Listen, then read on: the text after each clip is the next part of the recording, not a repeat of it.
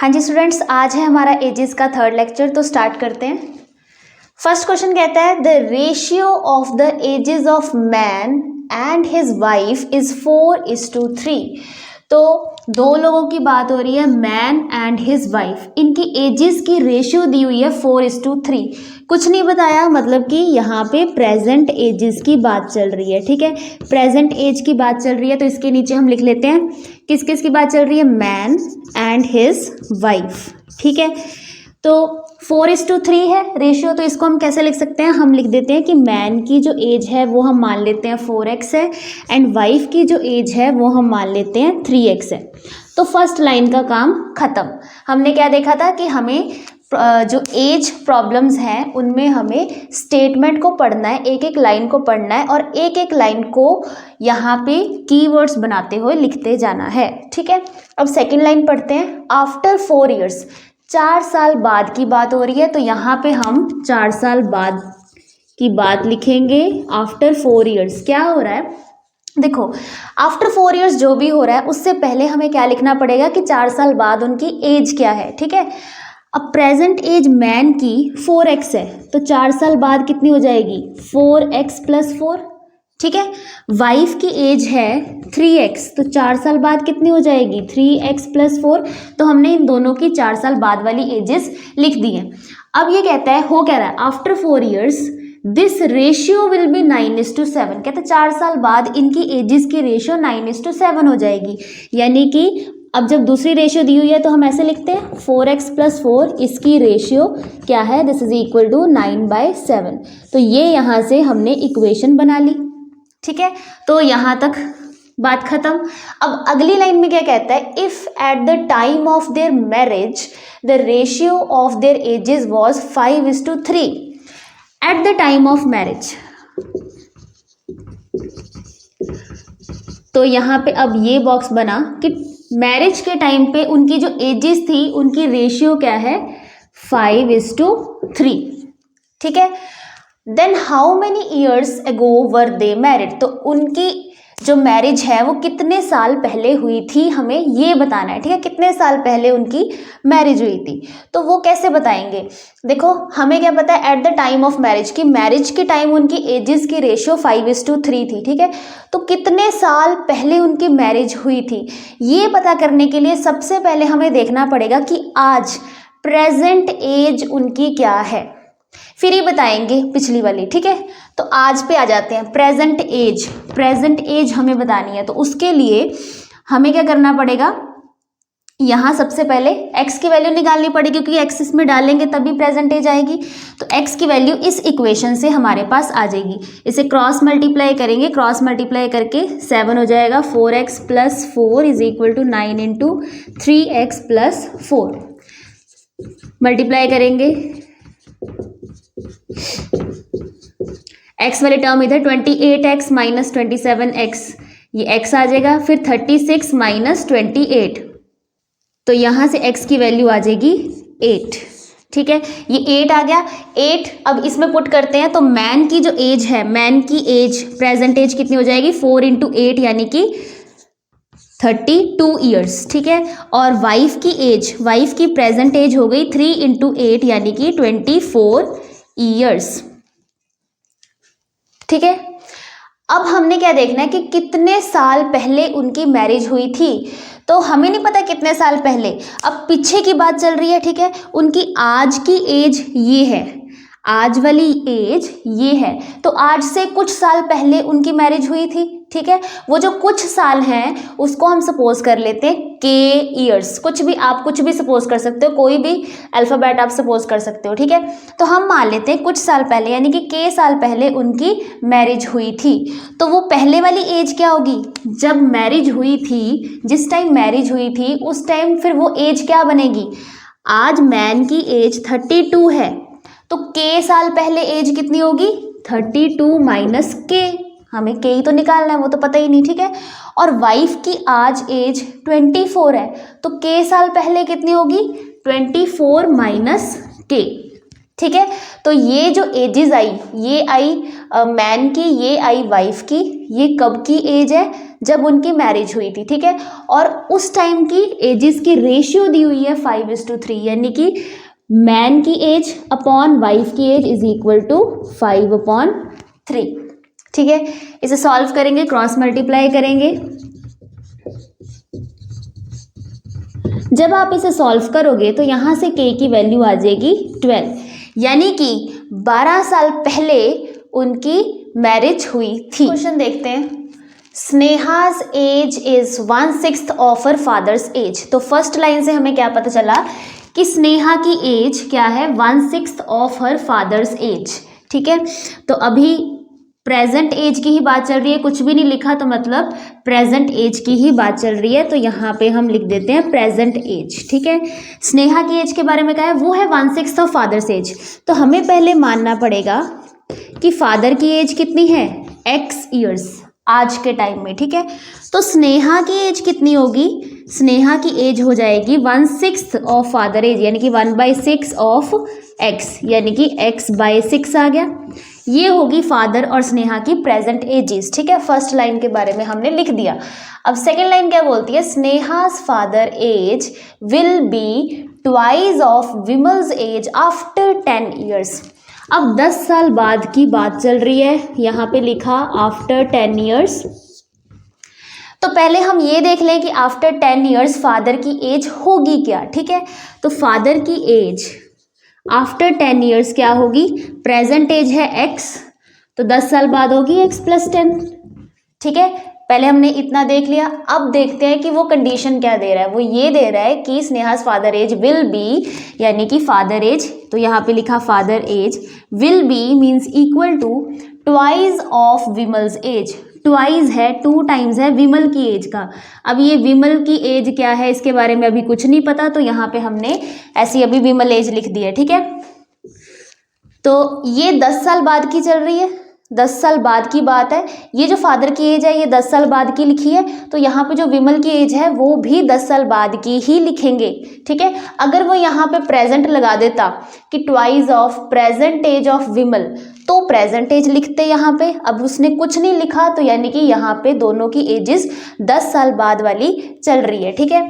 तो यहाँ तक हो गया। फिर वो कहता है इफ, अब विमल के बारे में कुछ बोला उसने, if Vimal's 8th birthday was celebrated 2 years ago। कहता 2 साल पहले विमल का 8th बर्थडे मनाया था, 2 साल पहले। अब 2 years ago, 2 साल पहले की बात चल रही है। विमल की एज क्या है, 2 साल पहले 8th बर्थडे मनाया तो 8 साल का है, मतलब आज से 2 साल पहले वो 8 साल का था। तो आज कितने साल का हो गया, प्रेजेंट एज क्या होगी विमल की, 10 होगी। आज एज कितनी होगी, 10। तो अभी हमें यहाँ विमल की एज कौन सी लिखनी है, 10 साल बाद। तो 10 साल बाद कितनी हो जाएगी, 10 + 10 20। विमल की एज 10 साल बाद कितनी हो जाएगी, 20। तो यहाँ पे लिखेंगे 20। तो ये बन गई इक्वेशन x + 10 = 2 × 20, ठीक है। इसे सॉल्व कीजिए, x + 10 = 40, x आ जाएगा यहाँ से 30। x की वैल्यू 30 आ चुकी है। अब उसने पूछा क्या है, then what is Sneha's present age. Sneha की प्रेजेंट एज पूछी है, तो स्नेहा कहाँ पे है, ये रही स्नेहा, ठीक है। और प्रेजेंट एज इसकी है x/6, तो यानी कि x की वैल्यू हमने निकाली है 30, 30/6, 6 × 5 = 30, 5 ईयर्स। स्नेहा की प्रेजेंट एज है 5 years. Next question, the difference between the ages of 2 men is 10 years। 2 men की बात हो रही है, ठीक है। हम यहाँ पे ऐसे लिख देते हैं man 1 man 2, ऐसे लिख दिया, ठीक है।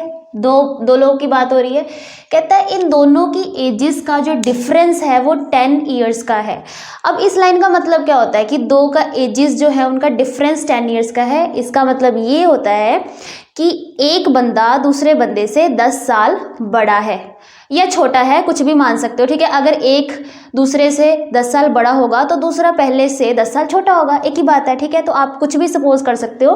तो हम ये मान के चल रहे हैं कि जो man 1 है, अब किसी की, अब दोनों के एजेस के बारे में कुछ नहीं पता, तो किसी एक की एज को हम x मान लेते हैं। हमने मान लिया कि ये जो पहला वाला पर्सन है, इसकी एज है x, ठीक है, इसे छोटा मान लिया क्योंकि देखो यहाँ पे बात चल रही है ना एल्डर की, कि present age of elder man, बड़े वाले की एज बतानी है, तो इसे हम मान लेते हैं कि ये छोटा है, यंग, ठीक है, ये छोटा वाला है, ठीक है, ये x हो गया।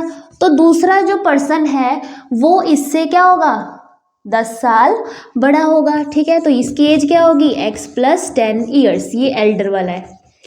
इतनी बात समझ आई, ठीक है। क्या कहता है, difference between the ages of 2 men is 10 years, दो पर्सन्स की एजेस का डिफरेंस 10 साल का है, यानी कि अगर मान लो एक 15 साल का है तो दूसरा कितने का होगा, 25 का, ठीक है, 10 साल का गैप हो गया, ठीक, तो इतना लिख लिया। उसके बाद सेकंड लाइन क्या कहती है, 15 ईयर्स अगो, अब 15 साल पहले की बात चल रही है, ये क्या है, ये कुछ भी नहीं जब बताया होता तो उसे हम यही मान के चलते हैं कि वो प्रेजेंट एज के बारे में बता रहा है, ठीक है।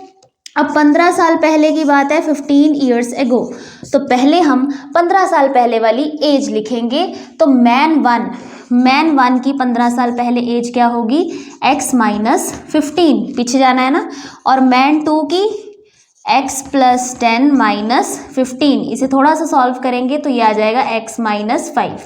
तो 15 साल पहले वाली एजेस हमने दोनों की लिख ली।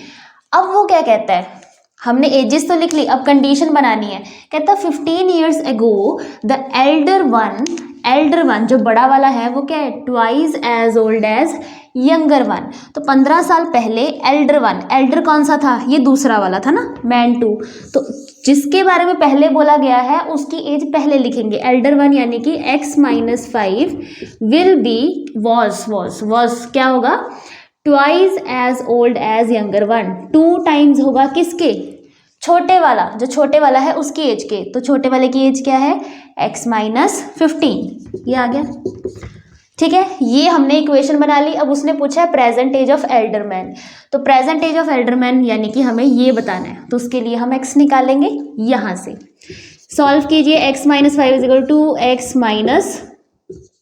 30, ठीक है। तो इसे जब आप सॉल्व करोगे यहाँ से x की वैल्यू आपके पास आ जाएगी 25, x 25 आ गया।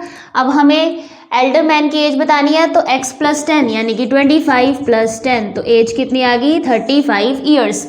अगर छोटे वाले की पूछी होती तो वो x है, उसकी आ जाती 25। नेक्स्ट क्वेश्चन देखते हैं, 10 ईयर्स अगो, 10 साल पहले की बात चल रही है, तो हम यहाँ पे लिख देते हैं 10 ईयर्स अगो, ठीक है। क्या हो रहा है, a man was 7 times as old as his son, तो मैन की एज कितनी है, 7 टाइम्स सन की एज का, ठीक है। तो हमें सन की एज को कुछ सपोज करना पड़ेगा, तो हम सपोज कर लेते हैं कि सन की एज 10 साल पहले x थी, ठीक है। तो मैन की कितनी हो जाएगी, मैन की बोली है man was 7 times as old as his son, तो 7 टाइम्स एज की सन की एज का यानी कि 7x, ठीक है।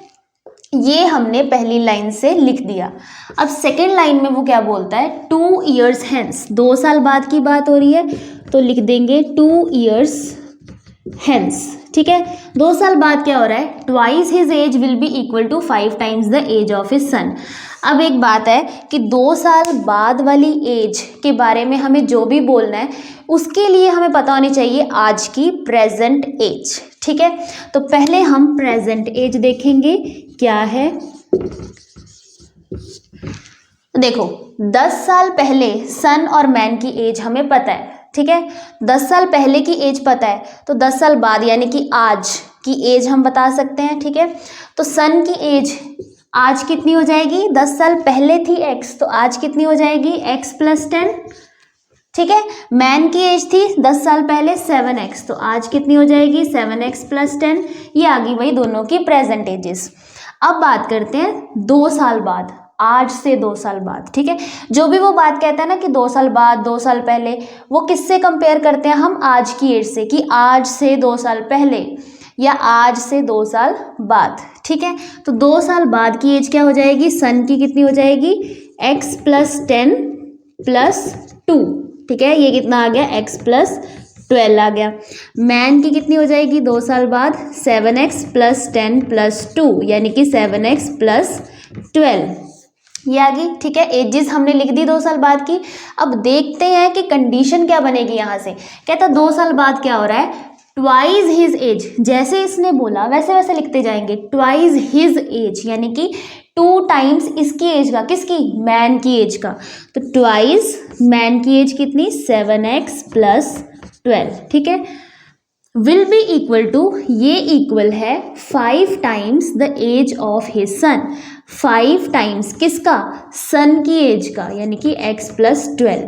तो ये बन गई हमारी इक्वेशन। इस इक्वेशन को जब आप सॉल्व करोगे तो यहाँ से x की वैल्यू आ जाएगी 4, ठीक है, x की वैल्यू 4 आ गई। अब हमसे उसने पूछा क्या है, what is the present age of son, son की प्रेजेंट एज, सन की प्रेजेंट एज कहाँ है, ये लिखी हमने प्रेजेंट एज, और सन की प्रेजेंट एज है x + 10। तो इसमें वैल्यू पुट करेंगे, x हमारा 4 आ चुका है, यानी कि 4 + 10 14। तो सन की प्रेजेंट एज कितनी है, 14 ईयर्स। हाँ जी, ये क्वेश्चन आपका होमवर्क है, ठीक है, आप इस क्वेश्चन को करना और जो भी इसका आंसर आएगा वो कमेंट सेक्शन में ज़रूर लिखना, ठीक है। तो हमने एजेस वाले जितनी भी टाइप्स के क्वेश्चन बनते थे वो हमने सारी टाइप्स कवर कर ली हैं, ठीक है। एग्जाम में जो एजेस के क्वेश्चन आते हैं वो इन्हीं टाइप से रिलेटेड आते हैं, ठीक है। तो मुझे उम्मीद है कि आपको ये सारी की सारी टाइप्स समझ आ गई होंगी और एग्जाम में आपका एजेस वाला क्वेश्चन तो बिल्कुल भी गलत नहीं होगा, ठीक है। Okay then, thank you.